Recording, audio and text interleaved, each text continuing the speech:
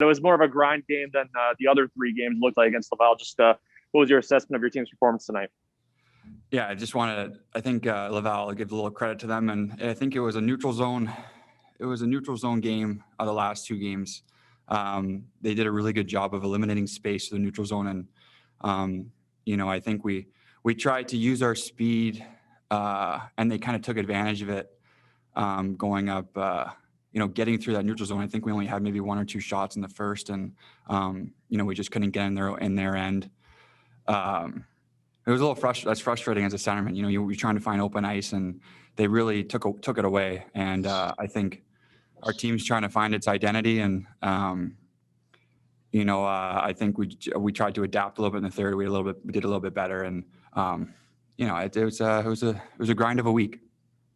It kind of leads to my next question. What sort of changed for you guys in that second intermission? Because it looked like the third was the best period out of the three for you guys. Well, I think we knew we had. It was our last game. I think we just got to empty the tank. Like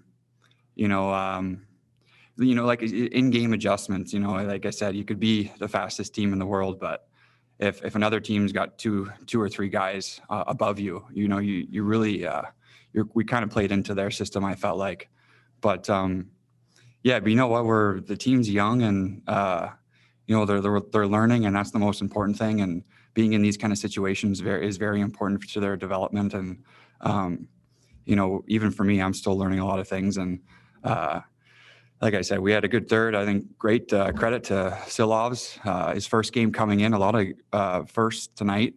And he held his own. I remember my first game, very nervous. I can't imagine as a goalie. So, great for him. And we'll learn off of it and build for next week. Last one for me, but you were in Christian Reichel's absence wearing an A on your sweater tonight as an alternate captain. What does that mean to you to be one of the leaders of this team? Well, it's always an honor wearing a letter. I've been fortunate enough to wear a letter before, and you have to take it with pride. With really anything, even special teams, and having being on the power play, being on the penalty kill, and you really have to realize that the importance of that, and you can't take it for granted. And I know for me, I've been kind of around a little bit, and I know a lot of guys might look up to me, and I'm even learning things off of them too. And I think you just got to be careful sometimes with keeping your body language positive and showing them it's just not always, that shift is not always going to be perfect. And but it's a huge honor, and I appreciate the Moose for everything they've given me so far. It's been an absolute blast for me. I get to work on my game and work on my craft down here, and really excited for next game. We'll go next to Jacob Stoller. Go ahead, Jacob. Tyler, just for what you first said there about playing into their system, what do you think you guys need to do to be at your best in any given situation? What is your guys' game? Yeah, I mean, I think it all starts from being here the last couple of games. Obviously, our goaltending has been unbelievable. I think he finally showed that he was a little bit human last game, and it kind of showed a little bit of our bad habits of, not boxing. We almost have too much trust in our goaltending, which we got to work a little bit better in front of them. But I think we're still trying to figure it out. But I see us on the right track. I think we have 11, 12 rookies, and every single one of them they're working as hard as they can. And not only that, they're adapting to wanting to learn. And I think that's so important, especially as a top pick. I've been around and seen some players come in and think it'd be a little snubby and think that they're the whole thing, and that there's really nothing that they can learn. And it's just unbelievable to see the attitude of some of these players at 20 years old, and how much they want to grow, and how much they even know about their bodies and how to be a true professional. And there's going to be a lot of players successful and hopefully the years to come. Tyler, you've played a lot with Cole Perfetti, especially on the power play, and then today he was on your wing. Speaking of those young 20-year-olds and their maturity, what have you seen from Cole, and in more particular his game and how dynamic he is?